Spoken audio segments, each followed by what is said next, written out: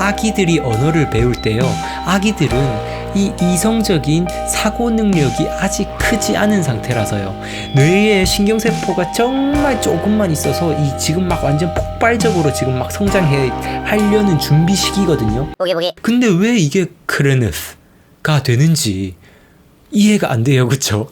And I couldn't have done it without those. And I couldn't have done it without those.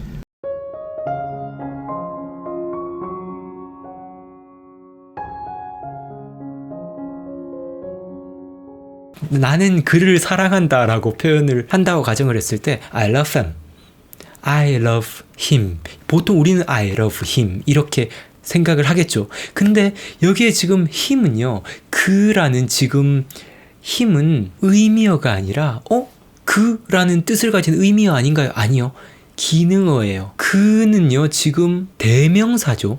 대신 부르는 명사입니다. 그래서 문법적으로 기능을 하는 단어예요. 그래서 기능어인데요, 지금 힘이라는 단어 앞이 지금 H죠. 그래서 이 H가 사라집니다. 그래서 I love him, I love him, I love him.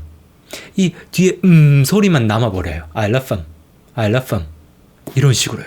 이러니까 왜 I love him 이라고 안 하고 I love him. 그리고 저는 그녀를 사랑합니다 라고 하면 I love her 이라고 하는 게 아니고 I love her, I love her.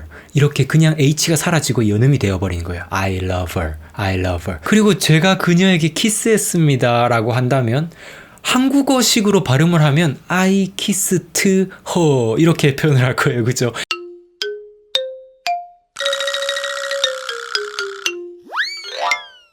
그나마 R 발음이 되면 I kissed her, I kissed her 이런 식으로 발음을 할 텐데, 그게 아니라 H가 사라지고 이게 앞에 붙으면서요, I kissed her, I kissed her, I kissed her이 돼버려요.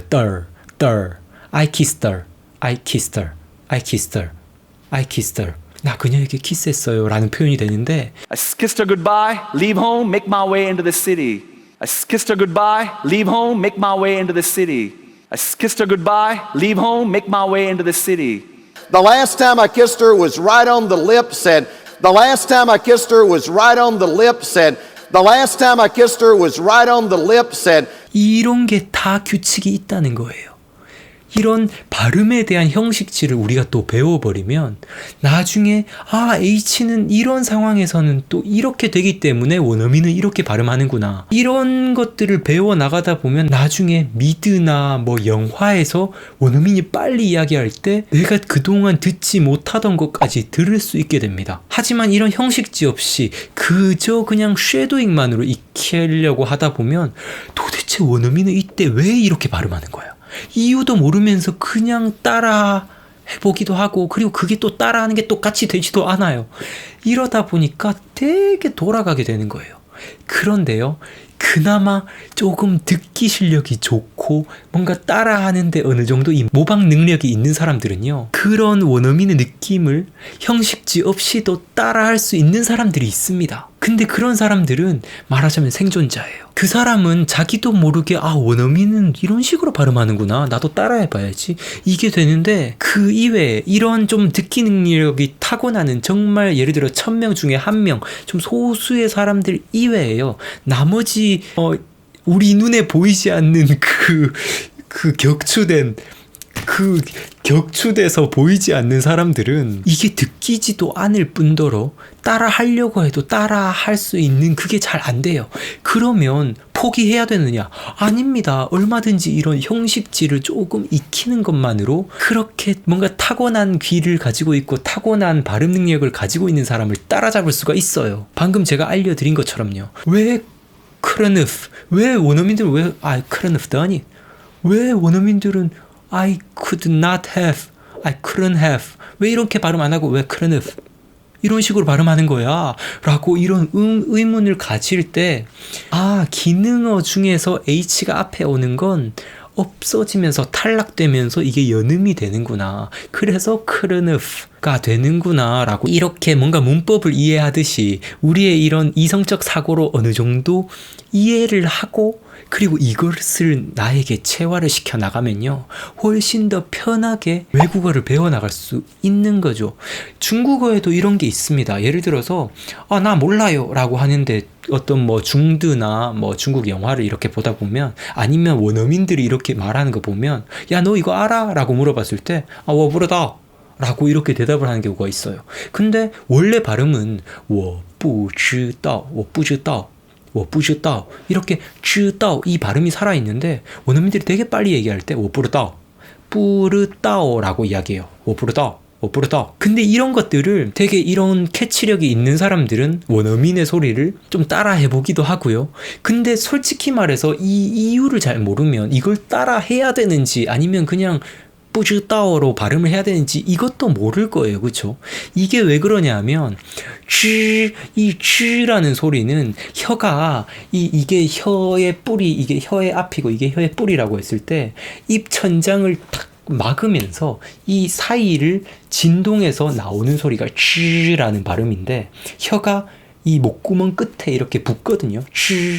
근데 이게 조금만 덜 붙어버리면요.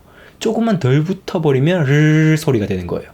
르, 쥐르, 쥐르, 쥐, 르, 쥐 이렇게 조금만 떨어져 있으면 르, 혀만 살짝 들어줬을 때 르 발음이고 르에서 혀 뿌리를 뒤에 붙여버리면 쥐 발음이 되는 거예요. 근데 원어민들은 빨리 이야기할 때 야 너 알아? 나 몰라 라고 할 때 억지로 이걸 막 힘줘서 뿌시다 이렇게 하기보다 그냥 편하게 이야기하다 보니까 뿌르다 이렇게 돼버리는 거예요. 근데 이런 원리 자체를 조금만 알고 뭐 중들을 쉐도잉 한다든지 하다 보면 말하자면 뿌르다 이게 원래 좋은 발음은 아니구나. 그냥 빨리 하다 보니까 그렇게 된 거구나. 나는 그냥 뿌주다. 이렇게 연습을 해야겠다. 이렇게 판단을 한다든지 아니면 나도 원어민처럼 내볼래. 뿌르다. 이런 식으로 연습을 뭐 해볼 수도 있겠죠. 근데 이렇게 연습을 할 때 나의 선택을 할 수 있는 것도 결국에 이런 어느 정도의 형식지고요. 물론 쉐도잉의 중요성은 항상 가지고 가야 돼요. 이런 형식지를 익히는 것도 결국에 우리의 목적은 암묵지를 익히는 거기 때문에 쉐도잉이 없이는 암묵지로 가는데 정말 오래 걸립니다. 근데 형식지의 도움을 얻어서 쉐도잉과 합쳐버리면 암묵지까지 가는데 정말 엄청난 효과를 얻게 되는 거예요. 이런 것들이 정말 많습니다. 뭐 together 이라는 단어가 왜 together? to라는 발음이 잘 안 나고 그냥 do라는 발음처럼 나는 거. 이것도 이유를 모르고 원어민들은 together 이렇게 안 하고 together 이렇게 하는구나. 빨리 이야기할 때 이렇게 되는구나. 여기에도 이유가 있죠. T 발음은 이게 호흡이 확 나오는 소리고 D 발음은 호흡이 좀 적은 소리예요. 근데 together 이 발음에서 강세는 to에 오는 게 아니라 뒤에 있는 G에 갑니다. 그렇기 때문에 이 앞에 있는 to는 그렇게 세게 발음을 안 하고 빨리 이야기하다 보니까 자기도 모르게 그냥 together이 되는 거예요. 예를 들어 뭐 today도 today 이것도 day에 강세가 가기 때문에 to를 세게 today 이렇게 할 필요가 없는 거죠. today 이게 이렇게 빨리 하다 보니까 원어민들은 자기도 모르게 today가 또 르데이 이런 식으로 발음이 나는 건데 우리는 원어민의 습관에 대한 이런 규칙성에 대해서 형식지가 없기 때문에 뭘 따라 해야 되는지도 모르고 영문도 몰라요. 근데 이런 것을 캐치하는 어느 정도의 눈이 있는 사람들, 뭔가 타고난 사람들이 있습니다. 그런 사람들이 쉐도잉만으로 된 것을 이 생존자를 우리는 따라하는 경향이 너무나 많았던 거죠. 그 1000명 중에 1명 있는 언어의 이 조금의 어느 정도의 천재성을 타고나는 사람을 우리는 따라하는 게 아니라 정석으로 가야 돼요. 정석으로. 최대한 이 어른의 사고 능력을 사용해 가면서 형식지도 익혀가면서 쉐도잉을 열심히 해야 되는 겁니다. 지난 영상의 댓글에 스포일러를 아주 그냥 좋은 댓글로 이렇게 박아주신 분이 계세요. 스테이크 유현님께서 댓글을 달아주셨는데요. 문법 공부 안 하고 영어 유창해진 가수 임재범님이 생각나네요. 아마도 귀랑 감이 좋아서 그런 거 아닐까요? 웬만한 소리는 몇 번 들으면 호흡, 세기, 빠르기 이런 게 그냥 들어온대요. 그래서 그런지 한국 배우들 흉내 내는 것부터 잘하시고 심지어 임재범님이 영어를 영어를 말하는데도 원어민이 원어민하고 같은 발음, 아무도 성인 학습자가 후천적 노력으로 얻은 발음이라고 생각하지 못했다고 하더군요. 언어에 대한 감각이 뛰어나서 가능한 거 아닐까요? 문법 공부 안 하고 잘하는 사람은 궁금하네요. 다음 영상 기대해요. 이런 경우가 있다는 겁니다. 임재범님은 이미 정말 대가수시잖아요. 제가 또 그 비상 노래를 정말 좋아하는데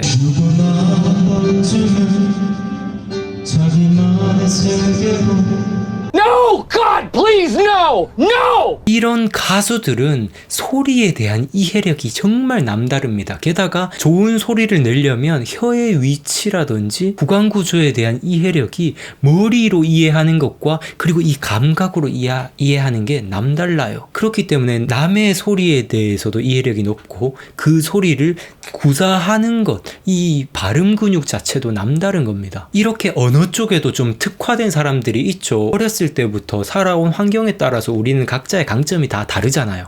근데 그렇다고 해서 이 이야기를 들으시는 분들이 뭐 자괴감이나 좌절감을 느끼실 필요는 없습니다. 실망하실 필요 없고요. 우리는요, 누가 나보다 더 빨리 배우는가 이런 게 중요한 게 아니라 내가 어떻게 하면 최대한 효율적으로 공부하는가, 남과 비교해서 더 빨리 가고, 이게 아니라 내가 나와의 싸움을 하는 겁니다. 공부는 나와의 싸움이지 남과의 싸움이 아니에요. 그리고 제가 아까 계속 예로 들어드렸다시피 형식지 공부를 하다 보면 얼마든지 이런 타고난 사람들을 다 따라잡을 수가 있어요. 저 같은 경우는요, 예전에 처음에 중국어를 배울 때는 진짜 발음 배울 때 발음도 정말 형편없었고 거의 한 1년, 2년이 지나서도 발음이 좋다는 평가도 받지 못했고요. 다른 이렇게 원어민들한테 제 발음에 대해서 물으면 항상 썩 좋진 않다는 평가를 받았어요. 근데 그러다가요, 나중에 정말 좋은 선생님을 만났습니다. 그 좋은 선생님께 이 발음 교정을 받았는데요. 그때 그 선생님이 알려주시던 이 발음 교정 수업이 너무 좋았던 게 뭐냐 하면 단순히 그냥 좋은 소리를 들려주고 따라해봐, 아니야 그거, 다시 따라해봐, 이게 아니에요.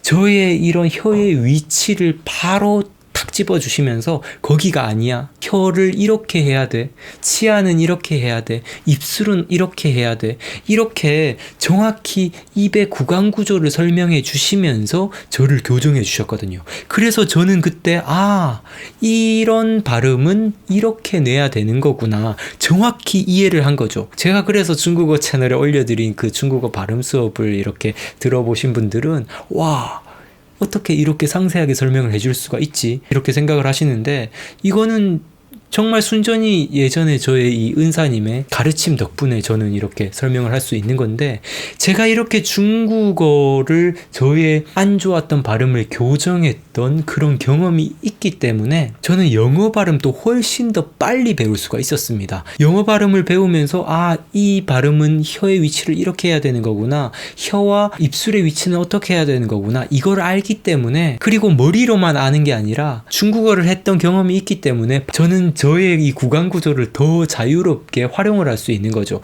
그리고 저는요, 이런 발음 공부를 하면서 저의 한국어 발음 실력도 일취월장했습니다. 저 예전에 한국어 발음도 안 좋았어요. 물론 사투리는 지금 쓰고 있지만 발음만큼은 떨어지지 않는다고 저는 생각을 하거든요. 옛날에 저의 발음이 어땠냐 하면 관광을 강강이라고 했었고요. 교회를 교회 이렇게 이야기를 했었어요. 게다가 또 특유의 경상도 발음이 있어서 발음을 할 때 턱을 제대로 떨어뜨리지 않고 그냥 해가지고 어제를 의제 이런 식으로 발음하는 것도 있었는데, 물론 지금도 어느 정도 조금 남아있긴 하지만 많이 좋아졌죠. 이게 이런 발음에 대한 형식지뿐만 아니라 암묵지가 저에게 체화가 된 겁니다. 지난 영상의 댓글에도 이런 댓글이 달렸습니다. 이런 외국인 친구분이 한국어 드라마를 통해서 한국어를 익힌 건요, 이런 경우는 일단 이 사람이 듣는 귀가 트여 있었을 가능성이 높고요. 그리고 이런 사람은요, 드라마 자체, 지금 한국 드라마 자체가 너무 좋았기 때문에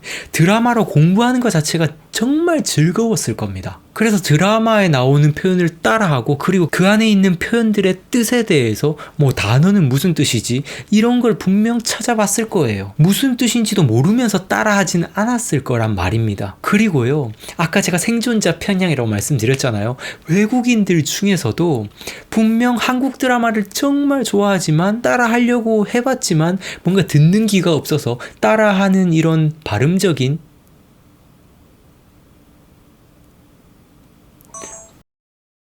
만약에 여러분들께 외국인 한 명이 와가지고 나 한국어를 익히고 싶은데 어떻게 한국어를 공부해야 될까? 여러분들께 이렇게 물어봤을 때 여러분들은 그냥 한국 드라마를 하나 던져주면서 이거를 열심히 쉐도잉을 해봐 라고 여러분들 이제 추천을 하시겠습니까? 절대 아니죠. 기본적인 한국어 발음 규칙을 좀 익히고 그 다음에 기초적인 문장으로 쉐도잉을 해봐 라고 이제는 이렇게 추천을 해주실 겁니다. 그쵸? 한국 드라마 보면 정말 어이없는 문장들도 정말 많잖아요. 그런 문장들을 무작정 익히게 하는 게 아니라 대화의 빈도수가 높은 문장부터 익히게끔 이야기를 해줄 겁니다. 그쵸? 이제 이 정도까지 여러분들 저의 이야기를 듣고 계시다면 여러분들은 기초학습자들이 어떻게 접근을 해야 될지에 대해서 어느 정도 진짜 통찰력이 생기셨을 거예요. 여러분들이 기본적으로 외국어 회화 공부법의 밑바탕을 확실히 깔고 가시는 겁니다. 저는 여러분들이 그걸 아시길 원해요. 단순히 그냥 이 공부법 좋대, 아니야 이 공부법 좋대, 이게 아니라요. 자, 그러면 최종 결론입니다. 쉐도잉만으로 우리가 회화가 유창해질 수 있을까요? 네, 유창해질 수도 있습니다. 만약에 내 귀가 트여 있고 발음을 구사할 수 있는 따라할 수 있는 그게 트여 있으면 열심히 쉐도잉 하면서 이런 문법적인 형식들도 공통 분모들을 찾아가면서 그냥 쉐도잉만으로 돼요. 근데 그런 사람들은 1000명 중에 진짜 한 명 꼴이라서 내가 그 한 명일 것이다 라고 생각해버리면 죄송합니다. 제가 여러분들이 그 한 명일 수도 있는데요. 그쵸? 근데 저 같은 사람들이 대부분일 거예요. 저처럼 정말 시행착오를 거치면서 도대체 어떤 방법이 좋은 방법일까 막 쉐도잉만으로 되지 않는 사람들일 확률이 높습니다. 그쵸? 자, 그렇다면 괜히 죽어라고 앵무새처럼 쉐도잉만 하는 게 아니라 이 쉐도잉이라는 좋은 방법을 하시되 그 대신 어느 정도 형식지에 대한 공부도 같이 해나가면서 결국의 최종 목표, 이 앞목지까지 다가서 보자고요. 방금 조금 재수없었나요? 이 앞목지까지 다가섰으면 좋겠습니다. 마지막 한 가지만 이야기를 더 해드릴게요. 아기들이 언어를 배울 때요, 아기들은 이 이성적인 사고 능력이 아직 크지 않은 상태라서요, 뇌에 신경세포가 정말 조금만 있어서 지금 막 완전 폭발적으로 지금 막 하려는 준비 시기거든요. 아직은 이 사고력이 부족하기 때문에 어쩔 수 없이 쉐도잉만 해야 돼요. 아빠, 엄마 하면서 열심히 쉐도잉을 하면서 이 단어부터 시작해서 조금씩 주어, 동사, 아빠, 간다, 빠빠, 먹는다. 그리고 아기 때는요, 뇌가 폭발적으로 성장하는 시기이기 때문에 몸으로 체화하는 이런 안목질을 훨씬 더 잘 받아들일 수가 있어요. 사실 아기들은 어쩔 수 없이 받아들이는 겁니다. 그것밖에 받아들일 수 있는 게 없어요. 형식치를 이해하려고 해도 사고력이 없기 때문에 안목질을 더 빨리 받아들일 수밖에 없습니다. 근데 최소 10세에서 13세 이상이 되면요, 이미 모국어가 다 자라났기 때문에 우리는 제2외국어를 어쩔 수 없이 나의 외국어로밖에 인식을 할 수밖에 없습니다. 언어를 익히는 뇌는 이미 다 자란 거예요. 하지만 그렇다고 해서 실망할 필요가 없는 게요, 뇌가 어느 정도 자랐기 때문에 우리의 사고력도 이미 생겨버렸어요. 아기가 가지지 못한 장점을 우리는 가지게 된 겁니다. 비판적인 사고 능력을 가지게 됐어요. 이 사고력을 가졌기 때문에 형식지를 익힐 수가 있습니다. 아기가 이해하지 못하는 문법을 우리는 이해할 수 있는 거죠. 근데 이런 우리의 장점을 포기해버리고 그저 아기처럼 앵무새 반복하듯이 쉐도잉만 하는 건 오히려 나의 장점을 버려버리는 거예요. 비효율적이라는 겁니다. 아기만큼 속도도 안 나오는 데다가 나의 장점까지 포기해버리는 거죠. 네, 오늘의 이야기 여기까지입니다. 긴 시간 시청해주셔서 감사드리고요. 앞으로 유익한 영상으로 보답을 드릴게요. 감사합니다. 성장하는 방송, 성장에 관한 방송, 우기부기TV 손승욱이었습니다. 뿅! 어서 구독 누르라고. 와. 기부기 TV 손승욱이었습니다. 뿅! 아, 뭐 이렇게 길게 했냐. 나눌까?